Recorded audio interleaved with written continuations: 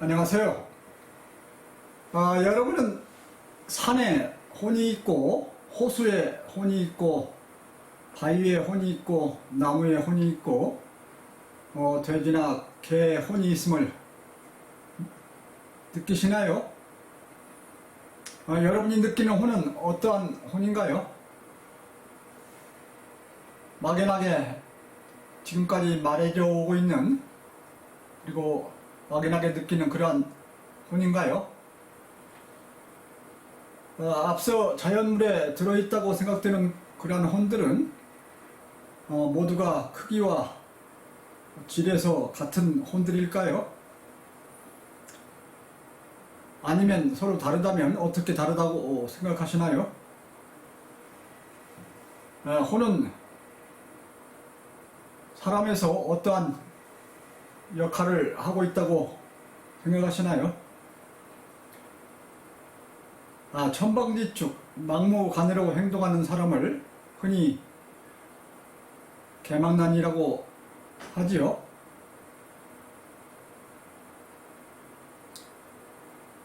남을 속이는 사기, 그리고 남의 것을 훔치는 도둑, 남을 죽이는 살인,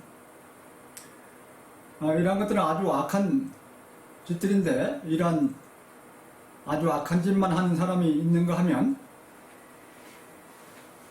염치까지는 없다 하더라도 눈치가 있으면서 어느 정도 상황 파악까지 하면서 분별하는 그러한 개,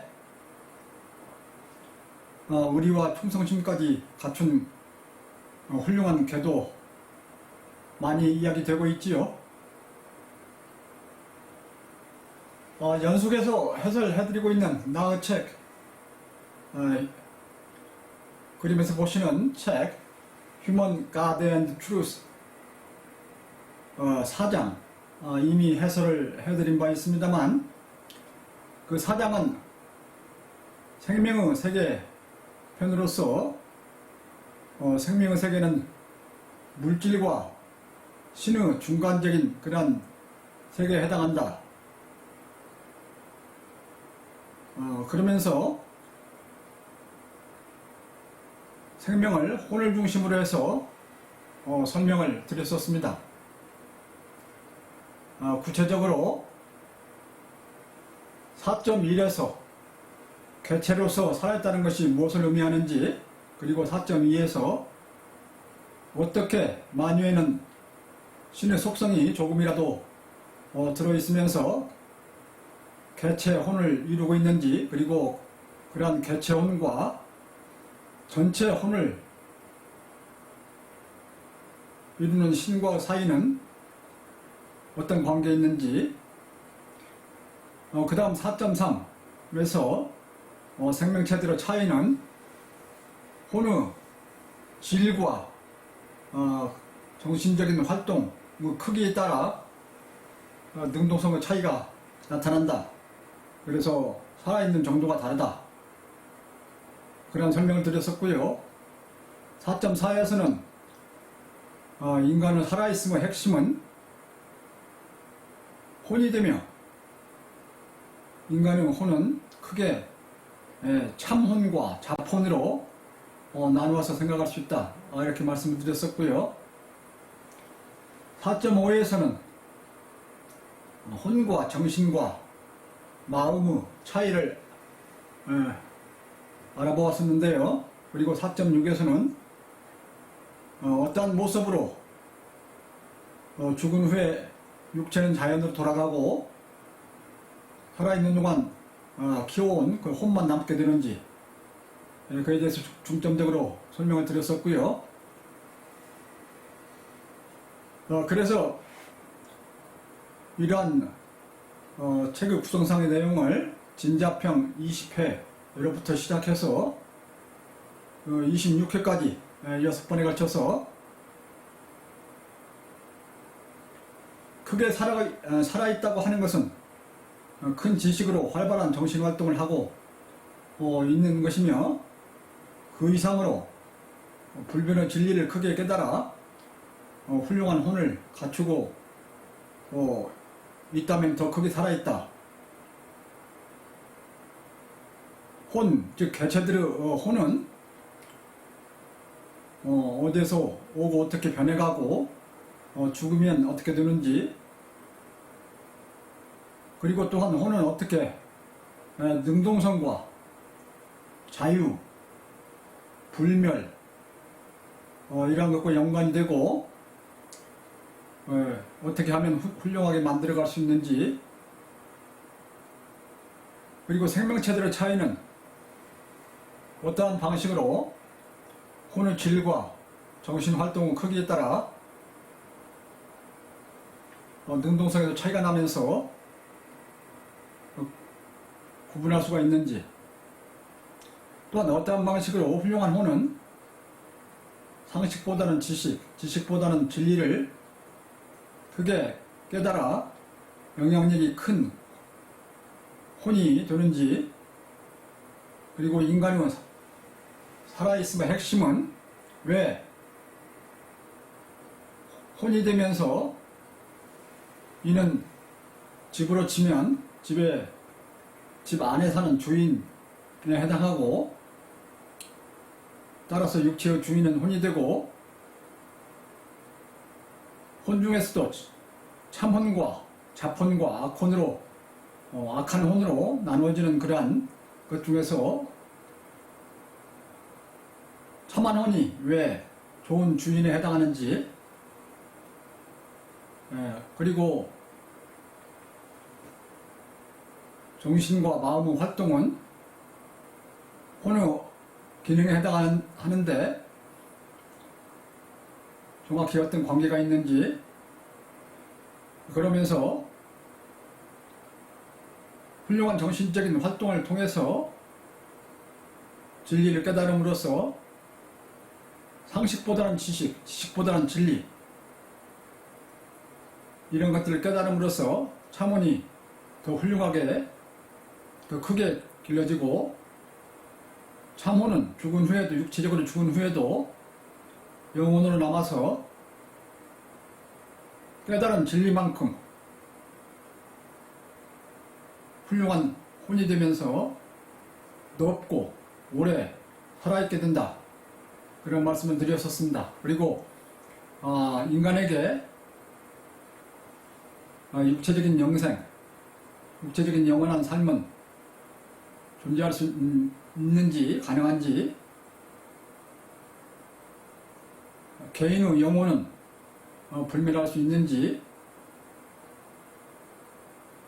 그리고 혼이라고 하면서 지금까지 온갖 귀신과 잡혼, 잘못 이해하는 혼, 그리고 악한 혼, 잡혼,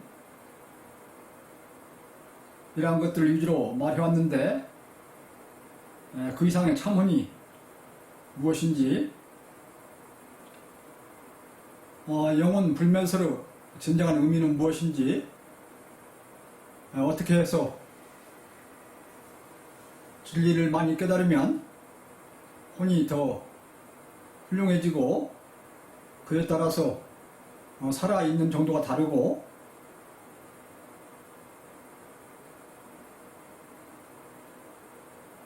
완전한 신의 경지에 이른다면은 영혼 불멸설에 맞게 설명될 수 있다, 이런 설명을 드렸었고요. 육체적으로만 살면은 육체가 죽은 후 땅에 파묻으면 흔적도 없이 사라진다. 살아있는 건 오직 육체적으로 살아있는 동안 육체를 수단으로 해서 길러진 혼, 그것은 상식보다는 지식, 지식보다는 진리를 많이 깨달은 그러한 혼들이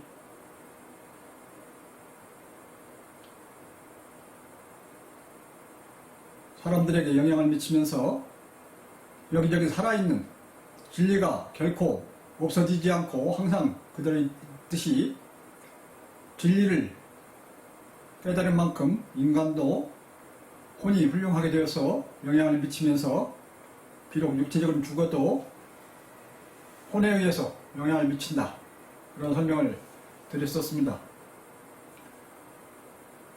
그리고 그 뒤에 3편 인간편에 들어와서 인간편 인생편인데요. 지난주부터는 온참 철학의 아주 독창적이고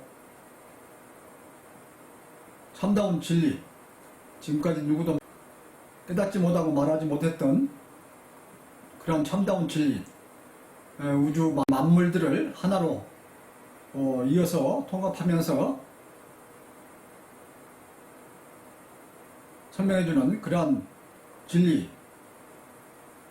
그런데 그러한 온참 철학의 중심 부분은 혼이 되고 있다. 생명에서 혼이 물질세계뿐만 아니라 신까지 모든 것을 이어서 설명해주게 하는 핵심이 된다. 그러한 설명을 드리고 있습니다. 그래서 저는 물리세계의 특징을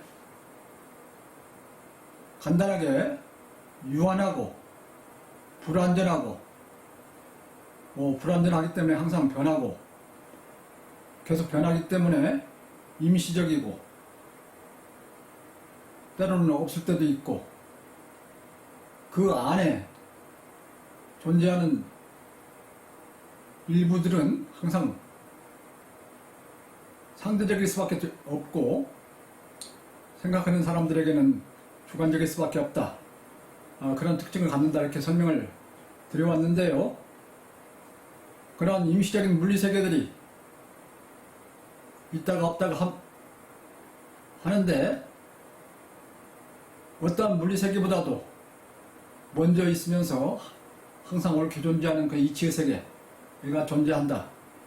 그래서 물리세계가 임시로 만들어지면 바탕을 이루는 이치 중에서 일부가 물리세계의 자연법칙이라 물리법칙으로 해서 배어들게 되어 나는 이를 참한 이치 중에서 실현이 된 이치, 특히 우리가 사는 우주에 실현되는 이치, 그것을 참한 이치, 진리라고 부른다.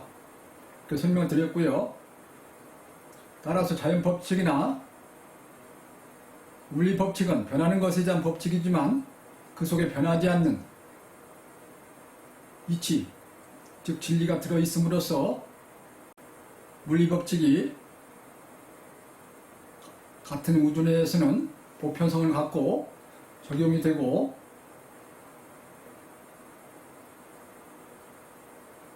그래서 이 지어세계를 물리세계가 없더라도 존재하는 이 지어세계 그리고 생각하는 사람이 없더라도 항상 옳게 존재하는 그 이치의세계를 신의세계라고 나는 부르고 있다. 그런데 한 우주에 사는 인간으로서는 이치의 일부, 진리, 진리를 곧 신이라고 부를 수도 있다. 이렇게 말씀드려왔지요. 그래서 진리를 깨닫고 이치를 깨닫는 그래서 체득화한 그러한 사람은 진리의 특성, 언제 어디에나 변하지 않고 항상 옳게 있는 그런 진리의 특성을 갖게 된다. 그래서 진리를 그렇게 크게 깨달을수록 더 높게, 더 오래 살게 되고 사람들에게 영향을 미치고 그런 현상들이 일어난다. 이렇게 설명을 드려왔었죠. 매우 독창적이고 저는 세계 인류 역사에서 어느 누구도 온참 철학을 말해온 사람도 없고 지금도 완전히 이해하는 사람이 없다고 저는 믿고 있습니다. 그래서 이처럼 사람들을 설득시키기 위해서 애를 쓰고 있고요. 이러한 전체 개관을 하면서 오늘 설명에 들어가도록 그렇게 하겠습니다. 먼저 지난주에 해설해드렸던 내용을 회상하실 수 있도록 잠깐 요약해드리면 지난주는 책의 핵심 그런 내용인 8장 인생은 혼을 키우는 과정이다. 그러한 제목으로 되어 있는 8장에서 첫 번째 전료서 8.1 육체적으로 건강하고 부유하게 그리고 오래 산다는 것이 무엇을 의미하는지, 왜 영장류인 인간으로서는 육체적으로 건강하고 부유하게 그리고 오래 산다는 것 그것만으로는 부족함이 있는지, 그에 대해서 말씀을 드렸습니다. 그 세부 내용으로는 육체적으로 편하게 살거나 오래 산다고 그 자체만으로 결코 충족해야 하거나 축복받을 그러한 일은 못 된다. 살아있는 동안 가치가 있는 일을 해야 하고, 궁극적으로는 많은 진리를 깨달아서 육체의 주인인 혼을 훌륭하게 키워 육체적인 건강은 물론 만유와 잘 조화되면서 빛을 내며 영원히 사는 그러한 길로 가야 한다. 인간으로서는 육체적인 삶만 갖고는 아주 부족하다. 그러한 육체적인 삶은 동물적인 삶과 유사하다. 그에 그친다. 그런 말씀을 드렸고요. 전전주의 주제로서는 그런 육체적인 삶, 건강하고 부유하게 평온하게 살고 가는 것은 단지 70점이다. 그런 제목으로 말씀을 드렸었는데요. 그래서 이번 주에는 더 나아가서 8.2 지능지수, IQ라고 하죠. 지능지수와 혼지수, 내가 정의하는 혼지수, SQ, 소울 쿼션트의 약자인데요. 그 지능지수와 혼지수 관계에 대해서 설명을 드리려 합니다. 특히 혼지수가 지능지수와 어떤 관계가 있는지, 특히 만물에 있어서 혼지수는 지능지수와 어느 정도 관련이 되는지를 표를 통해서 설명을 드리도록 하겠습니다. 역시 내용을 읽으면서 필요한 곳에서 부연 설명을 드리도록 그렇게 하겠습니다. 8.2 제목은 지능지수 IQ와 혼지수 SQ 이렇게 되어 있고요. 내용을 읽도록 하겠습니다. 소위 머리가 좋은 것이 최고인가? 머리를 잘 쓰고 지능지수가 높고 어떠한 꾀든 잘 부리면 좋은 것인가? 무조건 남이 생각하지 못한 것을 생각해내고 남이 하지 못한 행동을 하고 남이 만들어내지 못한 것을 만들어내면 좋은 것인가? 지능은 잘 사용하면 매우 훌륭할 수 있지만 잘못 사용하면 무엇보다도 악할 수 있다. 앞에서 잠깐 말씀드린 것처럼 물리세계는 상대적이라고 했지요. 그래서 항상 이중적이 있고요.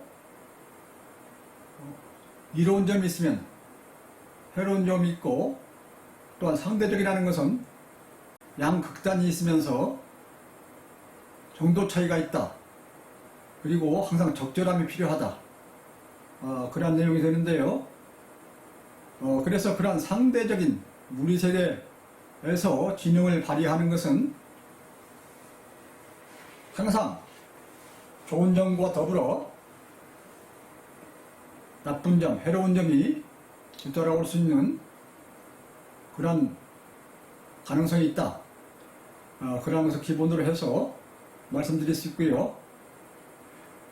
특히 과학자와 공학자들은 무조건 새로운 원리를 찾아내고 새로운 물건을 만들어내는데 자기의 능력을 발휘하면서 경쟁하고 있습니다.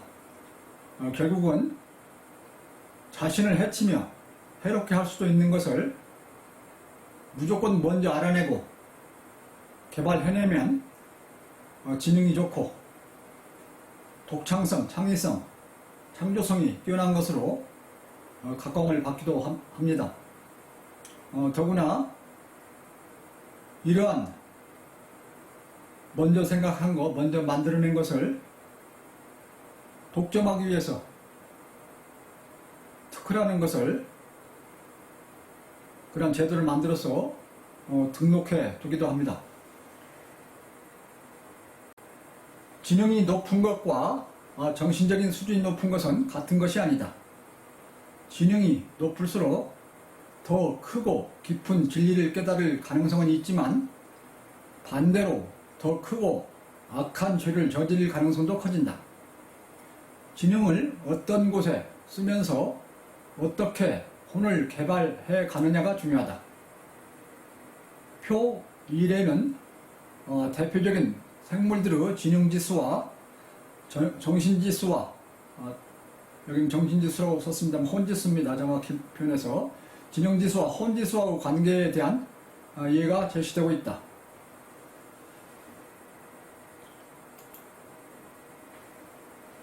표가 좀 자세하게 만들어져 있는데요. 보시기에 좀 글자가 작기는 합니다만은 전체적인 내용은 이쪽은 금속부터 해서 돌, 흙, 미생물, 이끼, 풀, 나무, 플랑크톤, 어류, 파충류, 조류, 개, 고래, 코끼리, 침팬지, 인간, 그리고 이제 신은 마지막 넣어봤습니다만은 지능지수가 일반적으로 크다고 말할 수 있는 그러한 개체화시킬 수 있는 그런 종류들을 나열했고요. 위에는 각각에 대해서 위에는 지능지수이고요. 그 밑에는 혼지수를 의미합니다. 예를 들어서 금속에서 지능지수, 그 다음에 혼지수, 돌과 흙에서 지능지수, 혼지수 해서 예를 들어 나무에 지능지수, 혼지수가 있고요. 뭐 이렇게 쭉 내려오는데 코끼리와 지능지수, 코끼리의 지능지수, 혼지수, 이렇게 해서 인간의 지능지수, 혼지수가 있는데요. 저 수치는 아주 절대적인 그러한 수치라고 말할 수는 없고요. 제가 여러 군데서 조사해서 이 정도면 뭐 적당하다 해서 표를 만들었습니다만은 이 표가 보여주고자 하는 뜻은 지능지수가 높을수록 밑으로 오면 지능지수가 높아집니다만 지능지수가 높을수록 혼지수가 더 악할 수도 있고 더 훌륭할 수도 있다. 그 폭이 넓어진다. 그러한 것을 보여주는 그러한 그림입니다. 다시 말씀드려서 위에서 이렇게 위에 검은 점들은 지능지수를 말하고요. 이렇게 좀 옅은 점선 부분은 혼지수를 말하는데 지능지수는 0 이하 있을 수 없죠. 그래서 0에서 인간은 최대 200 정도까지로 저는 봤는데요. 물론 신은 지능지수가 있다고 말할 수는 없고요. 그냥 그 혼지수를 최대로 생각하면서 참고로 넣었고요. 그래서 이렇게 지능지수는 여기서 0에서 200까지 가면서 이 그래프를 그리는데 혼지수는 마이너스로도 이렇게 커지고 플러스로는 더 커지도록 그렇게 나타나는데요. 그래서 지능지수가 높으면 높을수록 더 악할 수도 있고 더 훌륭할 수도 있다, 더 선할 수도 있다. 그런 의미를 갖는 그런 그림이라고 말씀드릴 수가 있습니다. 그래서 앞에서 본론에 들어가기 전에 개는 사람보다 지능지수가 낮지만은 그래서 더 악한 그런 일도 더 훌륭한 일도 하는 폭이 좁습니다. 인간 중에서도 사람마다 지능이 높은 사람은 더 악할 수도 있고 더 훌륭할 수도 있습니다. 그래서 혼을 어떻게 개발해 가느냐, 마음 활동, 정신 활동을 통해서 혼을 어떻게 만들어 가느냐에 따라서 혼지수는 악하게 될 수도 있고, 나중에 뒤에서 8.4에서 제가 지금까지 인류 세계에서 유명했던 그러한 철학자, 정치인, 예술가, 과학자, 경제인, 스포츠 모든 분야에 걸쳐서 유명했던 101사람에 대한 그 혼지수를 매긴 그런 표를 예로 해서 제시를 해드리겠습니다만은, 지능지수가 반드시 높다고 좋다고만 할 수 없다, 그런 말씀이고요. 돌은 거의 지능을 갖고 있지 않다. 만유인력 또는 중력에 따라 움직일 뿐이며 자연의 순환에 자신을 내맡기며 변해갈 뿐이다. 식물은 위치를 변경하며 살지는 않으나 살아가기 위해 햇빛을 받고 물을 얻어야 하며 이를 위해 주위의 생물들의 방해가 되며 피해를 주기도 한다. 생명으로서 살아있음에 대한 고뇌요 참다운 지혜가 필요한 이유이다. 낮은 지능을 가진 하등 동물들은 먹이를 먼저 차지하기 위해서나 좋은 여건의 위치를 차지하기 위해 불가피하게 경쟁을 하거나 남을 공격하기도 하고 죽이기도 한다. 그러나 고등동물로 가면서 지능이 커가며 주위와의 협상과 조화를 위해 최대의 고려를 하기도 하지만, 반대로 욕심과 자기 보호 본능이 더욱 발휘되면서 더 많이 그리고 더 좋은 것을 차지하기 위해 높은 지능을 더욱 열심히 활용하며 더욱 계획적으로 이웃을 괴롭히고 죽일 수도 있다. 지능지수가 높은 영장류일수록 더욱 악할 수가 있다. 특히 지구상에서 가장 지능지수가 높은 인간은 지구 내에서 가장 선하면서 가장 큰 진리를 깨달을 수도 있지만, 가장 악하고 가장 큰 폐를 끼칠 수도 있다. 인간은 인간을 포함한 주위의 모든 생명을 약탈할 뿐만 아니라 살상을 위해 엄청난 물리력과 무기를 개발하여 사용하기도 한다. 경쟁자들은 물론 다른 생명을 대량 살상하기도 하고 자연을 황폐화하기도 한다. 인간처럼 탐욕적이고 패거리나 이상한 이데올로기들을 만들어 싸우고 엄청난 돈과 노력을 들여가며 핵폭탄, 미사일, 잠수함, 폭격기, 화생방 무기 같은 가능한 한 순식간에 많은 인간을 죽일 수 있는 무기를 연구하고 대량으로 만들어 저장하고 전쟁을 하며 서로를 살상하는 동물이 있는가? 인류는 높은 지능을 이용하여서 자연과 생명의 원리들을 이해하고 또한 협동으로 지식을 쌓아가면서 지구상의 모든 생명과 지구 자체를 지배하며 인류 중심적으로 만들어 왔습니다. 이는 조금 전에 말한 그런 무기들의 개발 이외에 지구상의 모든 생명을 죽일 수 있는 또 다른 위협으로 환경 파괴와 오염, 일기변화 이러한 것들을 가져오고 있습니다. 지금 세계적으로 인류가 이제 심각성을 깨닫기 시작했지요. 환경 파괴, 일기변화 그에 대한 엄청난 위압감을 느끼면서 정치인들이 이제는 움직이고 있는 그런 것을 볼 수 있습니다. 나는 3년 동안 3년이 넘게 세계적으로 유행하고 있는 코로나도 인간에 대한, 인류에 대한 경고라고 그렇게 느끼고 있습니다. 코로나는 지구를 인간만을 위한 세상으로 만들지 말라고 인류 지나친 욕심, 인류 중심의 욕심, 그러한 것들을 좀 더 느슨하게 하라고, 그래서 인간 사이의 간격을 늘리라고 인간 욕심을 줄이라고, 인간 사이의 말을 줄이고 말을 함부로 하지 말라고, 인간 위주로 지구를 만들어 가는 것에 대한 그러한 자연이 주는 심각한 경보로 그렇게 코로나를 느끼고 있습니다.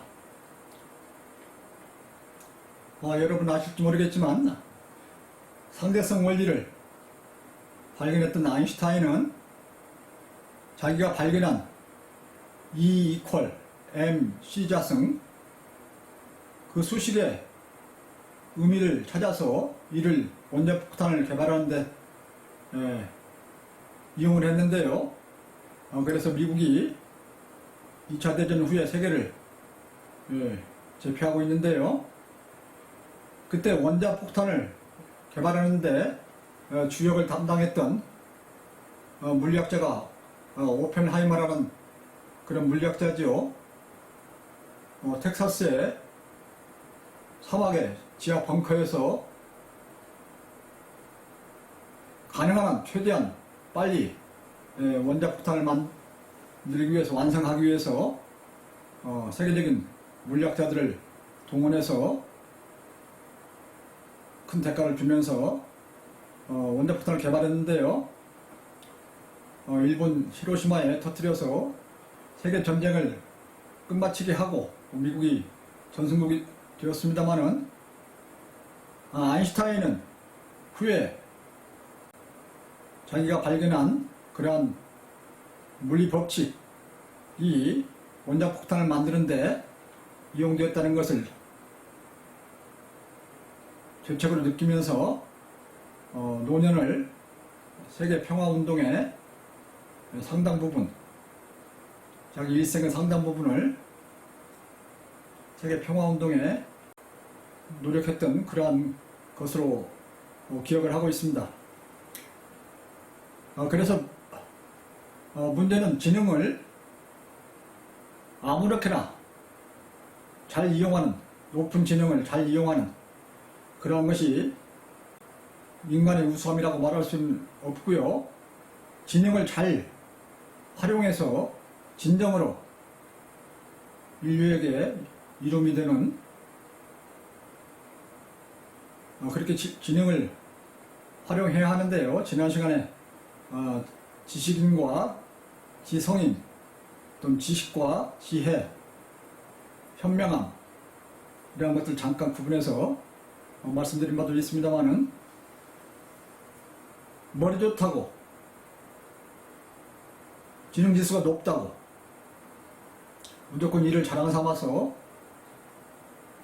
앞에서 말씀드렸던 사기, 도둑, 살인, 해로운 것들을 만들어내는데, 해로운 행동을 하는데 거침없이 하는 그러한 어리석음이 없어야 합니다. 그러한 어리석음이 있다는 것은 진정한 지혜로운 사람이 아니고요. 지능을 제대로 활용하는 것이 아니고요. 그만큼 말 그대로 어리석은 그런 사람에 해당합니다. 인류는 지금까지 지능 위주로 살아왔다. 이것이 현 인류에게 엄청난 어려움으로 되어 돌아오고 있다. 인류는 지금까지 지능 위주로 살면서 지구를 수십 번 파괴할 무기를 만들어 지하에 저장하는 어리석음과 함께 수탄, 자만, 교만, 독재, 독선, 거짓, 술수, 사기, 꼼수, 도둑, 강도, 살인, 전쟁 그런 것들을 해왔다. 지능이 높을수록 큰 책임과 죄와 벌이 따른다. 지능이 전혀 없는 존재에게는 책임과 죄와 벌을 부과할 수 없다. 도래는 책임을 물을 수 없으며 인간에 있어서도 지능이 낮은 어린애에게는 큰 책임을 묻지 못한다. 높은 지능을 나쁘게 쓸수록 더욱 엄하게 처벌을 받아야 한다. 높은 지능일수록 성인과도 같이, 여기서 성인은 나이를 먹어서 커진 성인이 아니고요. 훌륭한 성인입니다. 성인과도 같이 자연의 이치를 이해하고 큰 진리를 깨달을 수 있는 능력이 큰 존재가 될 수 있다. 높은 지능은 옳고 그름, 선하고 악함, 아름다움과 추함, 사실과 거짓을 선별하는데 더 큰 능력을 발휘하며 그에 따라 더욱 폭이 크게 이로움과 해로움의 영향력을 발휘하며 행동하게 된다.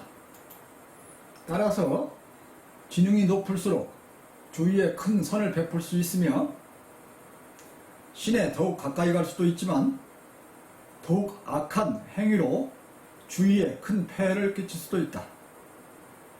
지능이 높은 것만을 자랑할 것이 결코 아니요 올바르게 쓰고 올바르게 개발해감이 중요한 것이다. 지능만을 추구하는 세상이라면 아비규환의 세상이 될 것이다. 인류는 지금까지 지능지수가 높은 것을 자랑하며 지능을 잘 발휘하는 것 위주로 살아왔다. 그래서 인류는 그동안 자만하며 그토록 많은 꾀를 개발하고 더 많이 차지하고 이기기 위해 싸우고 원자폭탄, 미사일, 폭격기, 잠수함, 항공모함 이러한 것들을 만들고 군사력을 키우며 전쟁하고 사회를 삭막하게 하고 모든 생명이 위협받을 정도로 지상을 황폐화시켜왔다. 앞으로는 지능지수 위주가 아닌 혼지수 위주로 살아야 한다. 지능을 더 좋은 곳에 사용하고 진리를 더 많이 깨닫는 데 써서 개인의 삶은 물론 인류 삶과 지상의 생명체들의 삶이 진정으로 평화롭고 행복한 삶이 되도록 해야 한다. 일생 진리를 깨달은 정도에 따라 혼지수를 늘려갈 수 있다. 마지막으로 오늘의 해설을 마치는 것은 단락인데요. 다시 한번 읽어보면은 앞으로는 지능지수 위주가 아닌 혼지수 위주로 살아야 한다. 지능을 더 좋은 곳에 사용하고 진리를 더 많이 깨닫는 데 써서 개인의 삶은 물론 인류 삶과 지상의 생명체들의 삶이 진정으로 평화롭고 행복한 삶이 되도록 해야 한다. 일생 진리를 깨달은 정도에 따라 혼지수를 늘려갈 수 있다. 앞으로 더 계속해서 설명을 드릴 거고요. 오늘의 마지막 문장이었습니다. 그래서 이번 주 내용을 간단하지만 요약을 해드리면 이번 주는 8.2 지능지수와 혼지수 관계에 대해서인데요. 혼지수를 정확히 설명드렸고요. 이를 훌륭하게 키워가기 위해서 혼지수가 지능지수와 어떤 관계가 있는지, 특히 만물에 있어서 혼지수는 지능지수와 어느 정도의 관련이 있는지 간단히 정리하면은 지능지수가 높을수록 더 악할 수도 있고 더 선하고 훌륭할 수도 있다.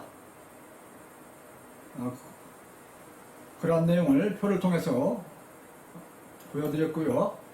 그 세부 내용으로서 만물은 물질과 유기물과 식물과 하등동물과 고등동물들을 거쳐서 영장류인 인간에 이르기까지 다른 지능을 갖고 있고 그 지능을 어떻게 활용하며 혼을 길러 가느냐에 따라서 악과 선의 폭이 커지게 된다는 것, 그러한 것을 유주로 해서 설명을 드렸고요. 이어서 인류는 지금까지 지능 위주로 살아왔다. 이것이 현 인류에게 엄청난 어려움으로 되돌아오고 있다.